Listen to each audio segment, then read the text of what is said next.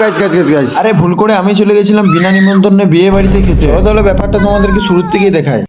তো hello guys, welcome back to my channel. I going to বিয়ে বাড়ি। তো ফাইনালি আমি এসে পড়েছিলাম বিয়ে বাড়িতে। আর বিয়ে বাড়ি মানেই তো ফুচকার স্টল তোমরা দেখতেই পাবে। আর ফুচকার সাথে সাথে রয়েছে কিন্তু গরম গরম চিকেনের পকোড়া। আরে শালা মানুষগুলো যদি চিকেন পকোড়া আর ফুচকা খেয়ে নেয় তাহলে খাবারটা কারা খাবে? তাহলে খাবারটা যদি বেড়ে যায় তাহলে আমি থলি করে বাড়ি নিয়ে চলে যাবো। তারপর অনেকক্ষণ ওয়েট করার পর আমিও পেয়ে গেলাম পকোড়া। এরাই হচ্ছে আমার ছোট্ট ছোট্ট সাবস্ক্রাইবার এবং ফলোয়ার্স। আমি ব্লগ করছিলাম বলে এদেরকে একবার দেখো। আরে অনেকক্ষণ লোক দেখার পর আমরা পেলাম বসার জায়গা।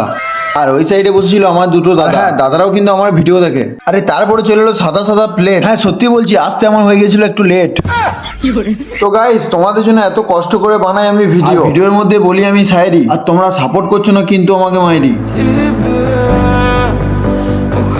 আরে হ্যাঁ, তো গাইস আমাদের কাছে চলে এলো গরম গরম মটন রাইস।